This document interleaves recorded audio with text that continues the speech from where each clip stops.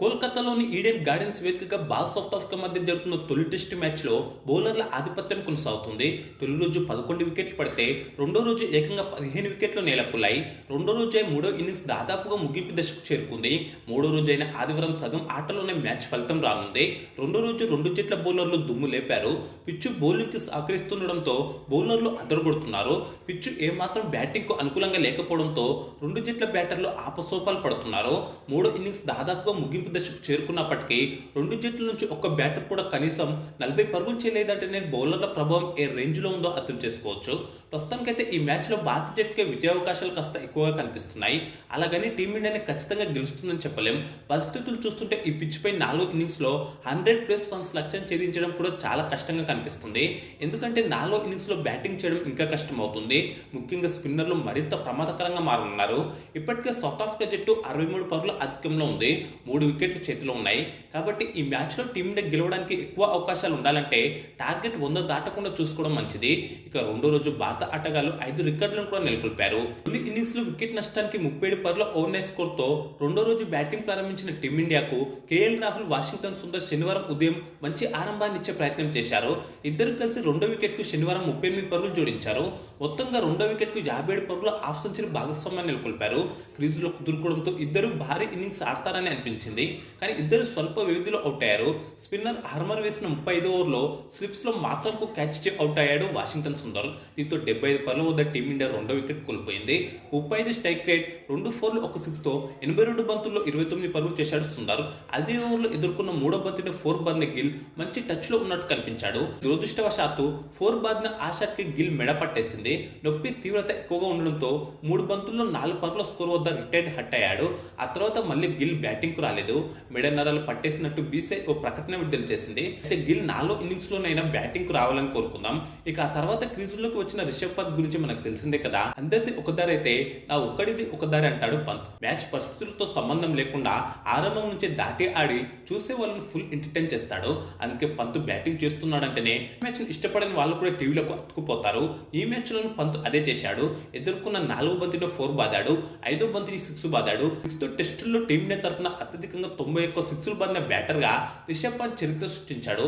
ఈ క్రమంలో గతంలో 90 6లు బాదిన టీమిండియా మాజీ డాషింగ్ ఓపెనర్ వీరేంద్ర సెహ్వాగ్ రికార్డును బద్దలు కొట్టాడు. ఏది ఏమైనా ఏకంగా 200 స్ట్రైక్ రేట్ తో పంత్ తన ఇన్నింగ్స్ ను ప్రారంభించాడు. ఈ క్రమంలో జట్టు స్కోర్ కూడా 100 దాటింది. కానీ మరో స్పిన్నర్ కేశవ్ మహారాజ్ వేసిన 40 ఓవర్లో స్లిప్స్ లో మాక్రమ్ కు క్యాచ్ ఇచ్చి రాహుల్ అవుట్ అయ్యాడు. 32 స్ట్రైక్ రేట్, 4 4లు 1 6తో 119 బంతుల్లో 39 పరుగులు చేశారు రాహుల్. కాగా ఈ మ్యాచ్ లో చేసిన రన్స్ ద్వారా తన టెస్ట్ కెరీర్ లో 4000 పరుగులు పూర్తి చేసుకున్నారు రాహుల్. ఆ కాసేపటికే దూకుడుగా ఆడుతున్న రిషబ్ పంత్ కూడా అవుట్ అయ్యాడు. 44 ఓవర్లో పేసర్ కార్బిన్ వేసిన షార్ట్ పిచ్ బాల్ కు దొరికిపోయాడు. వెరియన్ కు క్యాచ్ ఇచ్చి అవుట్ అయ్యాడు. దీంతో 132 పరుగులకు భారత్ 4 వికెట్లు కోల్పోయింది.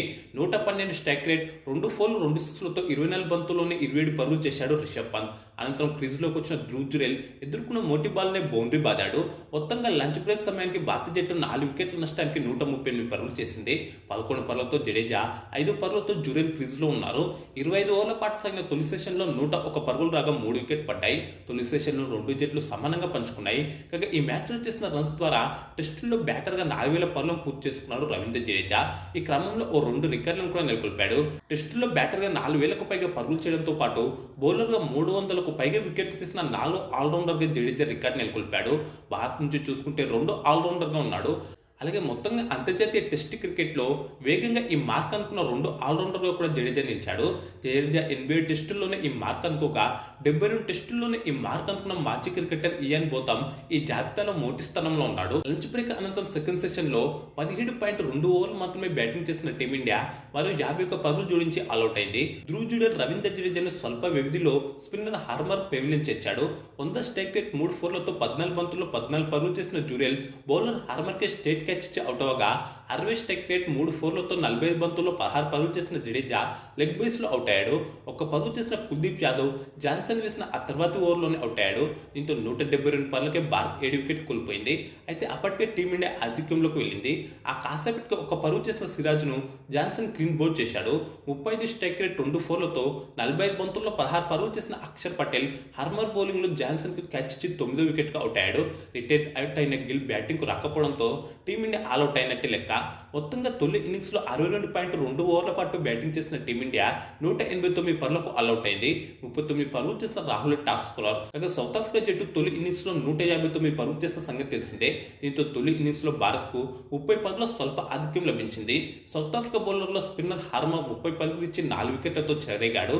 పేసర్ జాన్సన్ 3 వికెట్ తీయగా మహారాజ్ బాష్ తలో వికెట్ తీశారు. తొలి ఇన్నింగ్స్లో 2 జట్ల బ్యాటర్లలో ఒక్కరు కూడా ఆఫ్ సెంచరీ చేయకపోవడం గమనార్హం. అనంతరం సెకండ్ ఇన్నింగ్స్ బ్యాటింగ్ ప్రారంభించిన సౌత్ ఆఫ్రికా 18 పరుగుల వద్ద తొలి వికెట్ కోల్పోయింది.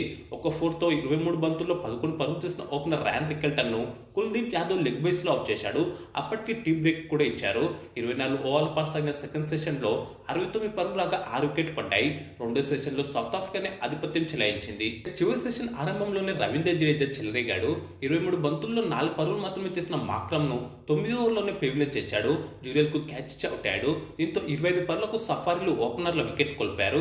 పిచ్చు స్పిన్ కు అనుకూలించడంతో 7వ ఓవర్ నుంచి స్పిన్నర్లను తీసుకొచ్చిన captain Rishabh Pant South Africa బ్యాటర్లను మరింత ఒత్తిడికి గురిచేశాడు. కాగా గిల్ లేకపోవడంతో వైస్ కెప్టెన్ పంత్ ఆ బాధ్యతలను తీసుకున్నాడు. ఇక 17 ఓవర్లో జడేజా చెలరేగాడు. ఒకే ఓవర్లో 2 వికెట్లు తీసి సౌత్ ఆఫ్రికాను దెబ్బతీశాడు. ఒక 4తో 30 బంతుల్లో 11 పరుగులు చేసిన ముల్దర్ వికెట్ కీపర్ పంత్ కు క్యాచ్ అవుట్ అయ్యాడు.